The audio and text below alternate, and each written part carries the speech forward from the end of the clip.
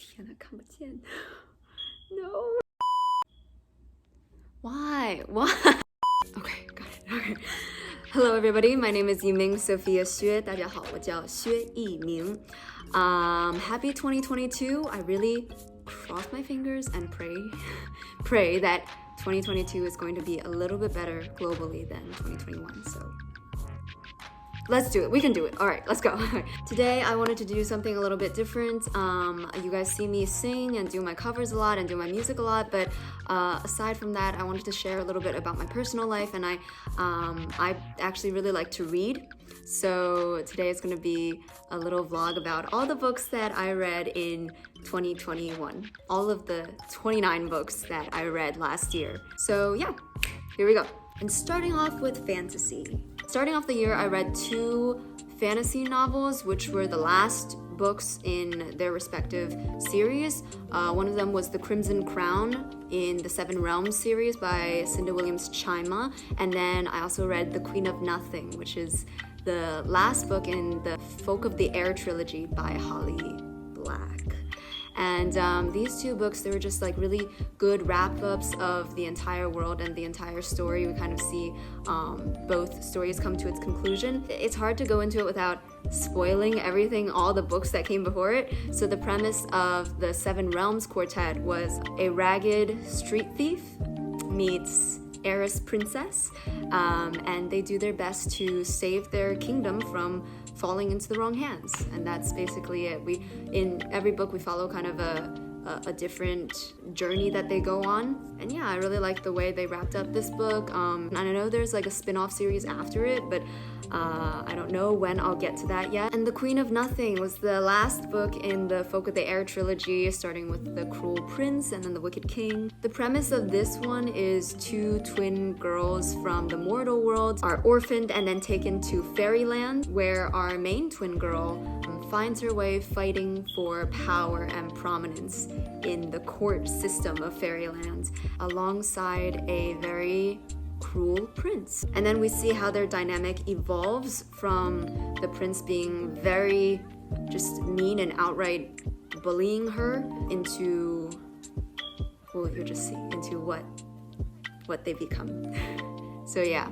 The next book I have is The Assassins Apprentice, which is the first book in the Farseer trilogy by Robin Hobb, and we follow a young, recently abandoned bastard son of the crown prince and his journey as he's raised in the castle, as he's being trained to become an assassin, and he just goes through a lot of he just goes through a lot. We'll say that. His character development in this first book, at least, is just bad thing after bad thing after bad thing, and I'm like, yeah, he's sad.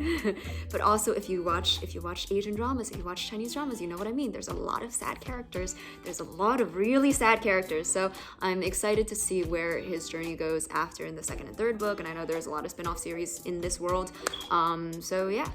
The next book is A Darker Shade of Magic, which is part of the Darker Shade of Magic series by V.E. Schwab. And this is the first book I'm reading of hers. A Darker Shade of Magic follows a storyline of 4 parallel Londons, and they all have their own magic system. Some have magic, some really uphold magic, some if magic is free, others don't have magic at all. It's a very interesting setup to see like 4 different Londons, and one of the only people who can travel among these Londons are sorcerers, and nobody else knows about these Londons except each London's royal family. And our main sorcerer accidentally brings an object from one London into another London, and this whole chase starts. We have our sorcerer and our ragtag thief, and we follow them on a journey as they're being chased through the different Londons. It's kind of cool. I'm excited to read the rest of the series. I don't know when I'll get to it, but I will. And the next book is We Free the Stars by Hafsah Faizal. This is the 2nd book and the final book in the duology. It's an Arabian-inspired fantasy series where we follow our misfit group of people who have to work together, called the Zumra. They have to work together to restore magic back to the kingdom. It's really fun. I enjoy the characters, especially between a mentioned prince and a hunter. The next book is Alanna, the First Adventure by Tamora Pierce, which this book I read with my sister. And here we're in medieval Europe, and it's about a girl who wants to become a knight, but girls aren't allowed to become knights, so she dresses as a boy and goes to basically train as a knight. And then she gets involved with all of the royal court politics and things like that. Quite a lot of fun, and it's very short. It's a really short book, and we follow just Alanna's journey as I think she's like 11 to 15, 14 in this book. So she's very young, and we just follow her journey and her try to stay unrecognizable as a girl within a bunch of boys training to be knights. Yeah. The next book, or the next two books, is Serpent and Honey and what? Serpent and Dove and Blood and Honey by Shelby Mahurin. And this book follows, it's set in like medieval fantastical France. So we follow a witch and a witch hunter who get themselves involved in an arranged marriage. And so the witch hunter doesn't know that she's a witch, and the witch is trying to hide the fact that she is a witch to the witch hunter. And their story evolves from there.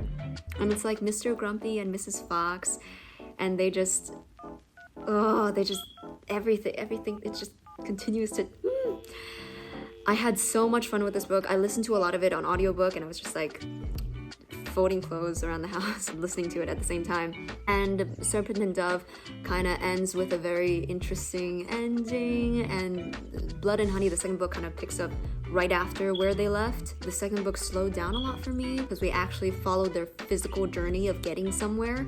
But then I think it's a good setup for the third book, which I haven't read yet, but I'm planning on. So yeah, and then the next two books are also in another series, Furyborn and Kingsbane from the Empirium Trilogy by Legrand.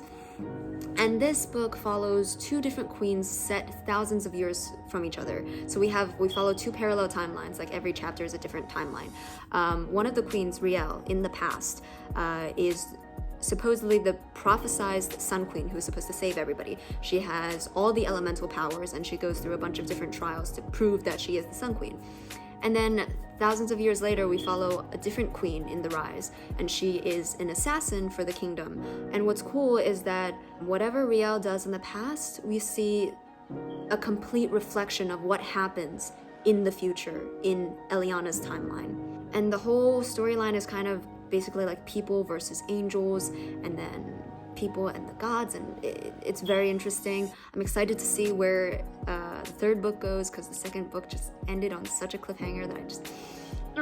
Anyway, okay. And then the last fantasy book I read was 6 Crimson Cranes by Elizabeth Lim, and it's an Asia-inspired fantasy. I think it's a duology, it might be a trilogy, I'm not sure, but the second book should be coming out sometime this year or next year. Somewhere.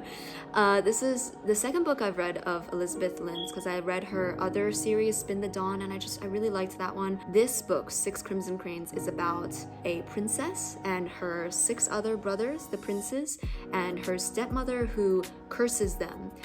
Curses the princess to never be able to speak a single word again, and then curses the princes to become cranes. So they become cranes, and then the princess isn't allowed to speak. Every time that she does, one of her brothers will die.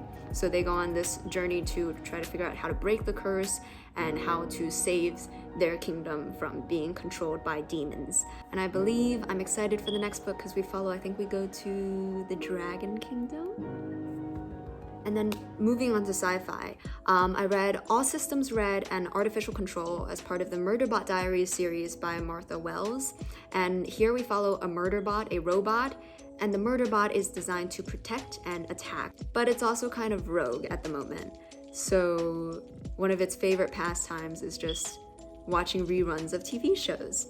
And it is very much a misanthrope, has social anxiety around humans, and there's a lot of humor involved throughout the series, but it's a lot of also self-discovery for the robot and opening up its comfort zones to humans and seeing it develop kind of as a human would. So it's very interesting. I'm excited to read more of the series. I've only read 2 books, and they're both novellas, so seeing where the story goes from here. And then Aurora Burning, which is the second book in the Aurora Cycle trilogy by Amie Kaufman and Kristoff. And this one, the story follows a ragtag group of misfits that have just graduated from a space academy, and they're called Squad 312, and they are propelled on this adventure to figure out what happened and what is going to happen after our titular character Aurora wakes up from cryosleep, and the events that led her to waking up, why she's awake, and what's going to happen after she's awake, and what she can do. So it's a lot of that. I listened to this on audiobook because it has a full cast narrating each of the different characters in the squad. And if you haven't read Amie Kaufman and Jay Kristoff's other series, Illuminae, I would highly suggest that on audiobook too, because it has a full cast as well. It has sound effects, it has music. It's just done as like an audio drama. It's very cool to listen to.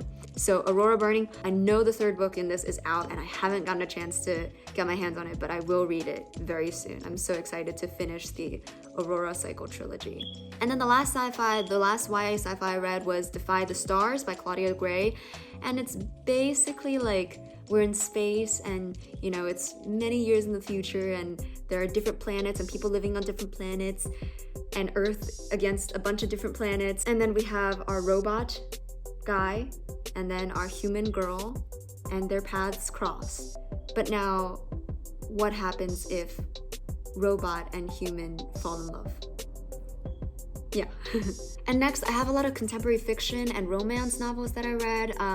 Starting off, I read The Hating Game by Sally Thorne, and it's about two office co-workers who are very competitive and they just don't like each other from the start.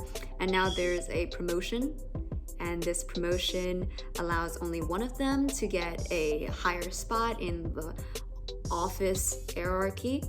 And so they're both competing for it, and now they like almost hate each other more than ever. But in that hate, there's some other stuff going on, which is real interesting. Like, is it just hate or is it like love?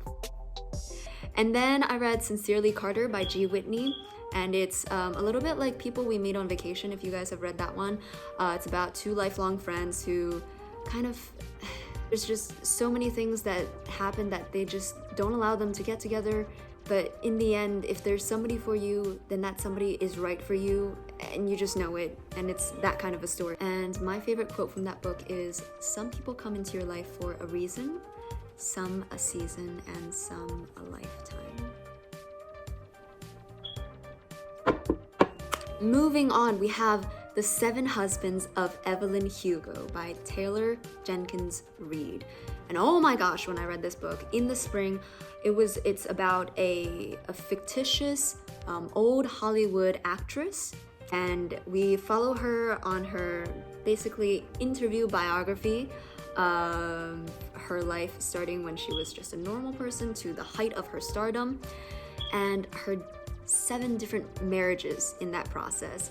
And it was just, the whole book is heartbreaking, and it's also just profound, trying to think about all the things that the media and press do that sometimes might not be the actual truth, and a lot of the going-ons with celebrity gossip and things like that, and how Evelyn Hugo, this character, how her life turns out because of all of the press and all of the media and all of what she needs to do to be at the top of her game. Based on this book, I'm so going to read more of this author's stuff. I'm planning to read Daisy Jones and the Six and some of her other ones. I think One True Loves, and yeah, excited. And then last year I read 2 Christina Lauren novels, and gosh, the rom-coms, they just make you feel so good on the inside. Like at the end, you're just so happy. I read my favorite Half Night Stand and The Soulmate Equation. My favorite Half Night Stand is about a group of friends who all get kind of like dating apps, like Tinder profiles, and one guy in the group matches with one girl in the group, except that guy doesn't know that the person he matched with is the girl from the group because her profile is a little bit misleading. So we see how their relationship pans out in regular life and then in the dating chatting profile. And it's a very fun play on the friends to lovers trope, which is nice. And then The Soulmate Equation. We have the CEO of a new and upcoming company that runs a genetic, like kind of soulmate dating pairing thing. Basically, once you give them your DNA sample, they'll put it in the system and they'll match you with somebody else in the system that is genetically good for you based on your DNA. And now the highest genetic percentage pairing that this company has ever seen rests between the CEO of the company and a single mother. And we see them kind of joggle between fake dating and making it so that the press will be in line with this new and upcoming company. And it's very interesting to see how that kind of relationship plays out. And this kind of profile matching based on your genetics and your DNA is so cool of a concept, but also so risky. I don't know. It was an interesting read. I liked it. Like I said, Christina Lauren books, they always make you feel good inside. And then Nocturnes, 5 Stories of Music and Nightfall by Kazuo Ishiguro. I started reading this as an assignment for music in literature class in, oh my gosh, my freshman year of college, which feels like a while ago, but it hasn't been that many years. I finally finished the rest of the book this last year, and it's about, they're all short stories, so we were assigned to read a few short stories before, but they're all about how music, however significantly large or however significantly small, they all play a role in how they can bring people together and then tear people apart. Some of the stories are a little weird, and then some of the stories are just very heartfelt. And I'm glad I was able to finish it. And I will be reading Kazuo Ishiguro's other book, Clara and the Sun. I know there was a lot of hype around that one. A friend recommended it to me. I will be getting to it. I don't know when, but I will. And then I read The Kiss Quotient by Helen Huang. And it's about a girl who is very smart, very intelligent, very good at her job. However, she is a bit on the autism spectrum. So when a coworker gives her a crappy comment about how she doesn't know how to do relationships and intimacy and everything, she decides to take matters in her own hands and hire a male escort to teach her the ropes of a lot of intimacy and relationships. And this male escort, he comes from a Vietnamese family, and so they exchange a lot of culture and a form of friendship, and it's so sweet to see play out, and I had so much fun reading it. I was so happy when I finished the book. I finished it in the beginning of the fall, and I was watching my friends play volleyball, and I was so happy. I stood up and I was like, yes. And then the last romance one I read was The Love Hypothesis by Ali Hazelwood. And this book is about a very young professor and a grad student. And they both work in STEM, they're scientists. And somehow they get involved in a fake dating thing and they have to keep up this pretense. And it's like she's Miss Outgoing and he's, again, Mr. Quiet, reserved, grumpy, sort of. And their relationship plays out from there. It was a lot of humor and just warmth throughout. And because they're both at Stanford University, I kept telling my college roommate about this. And she was so irritated at me every time I brought it up because she actually lives near Stanford University. So she was like, every time I pass there now, I'm gonna be thinking about this book and I don't want to. And I was like, but it's so sweet. And now mysteries and thrillers. The first mystery I read this year was A Study in Scarlet by Sir Arthur Conan Doyle, which is the first book in the whole Sherlock Holmes series. I saw the movies, I've seen the TV shows, I really like those, and A Study in Scarlet, just reading it, it was like, wow, a classic is a classic for a reason, especially British classics.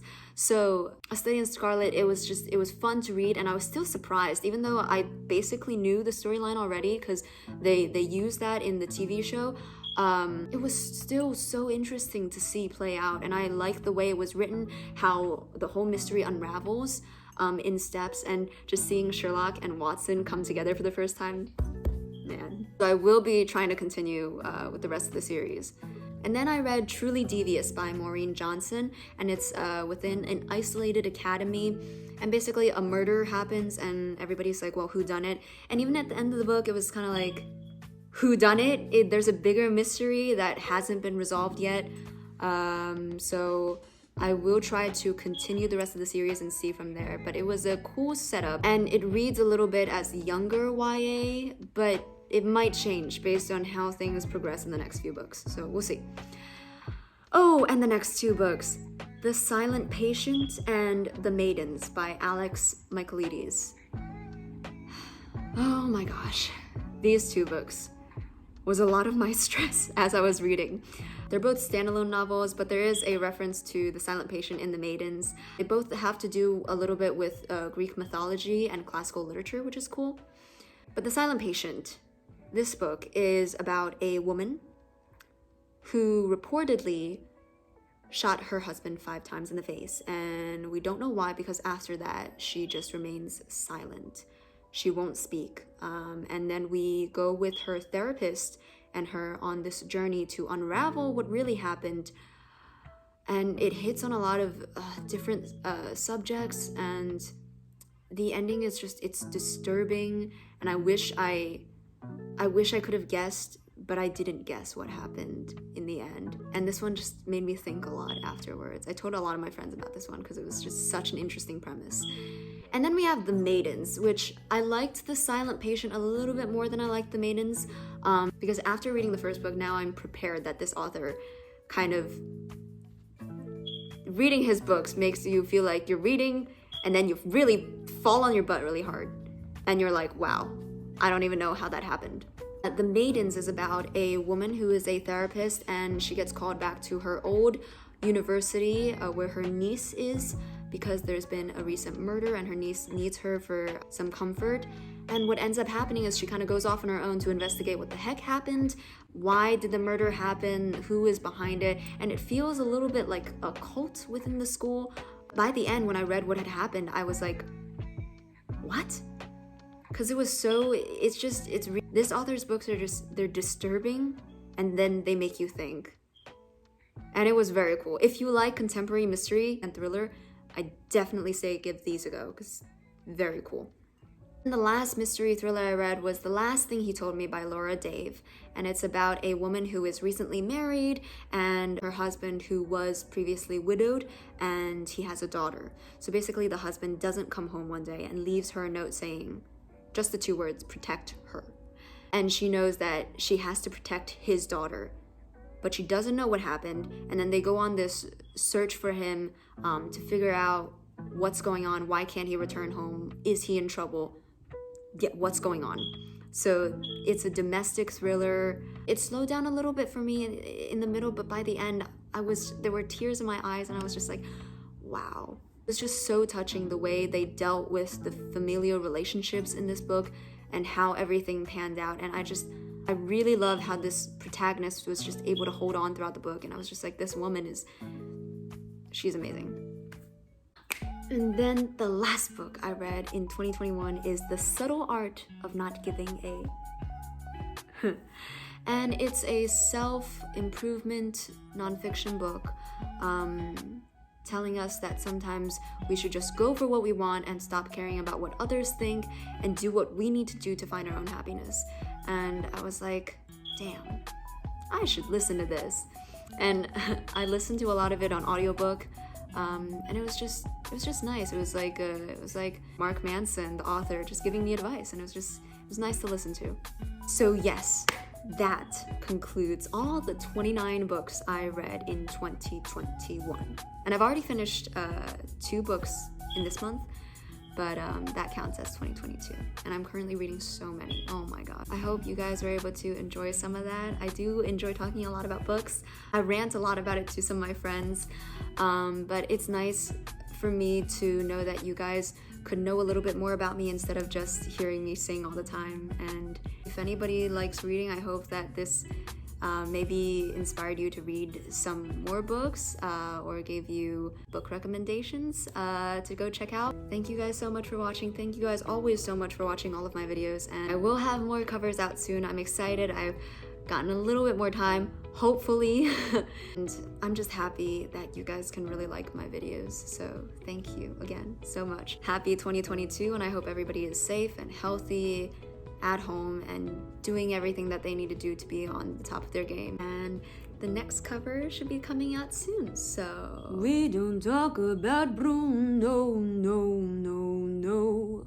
See you guys next time.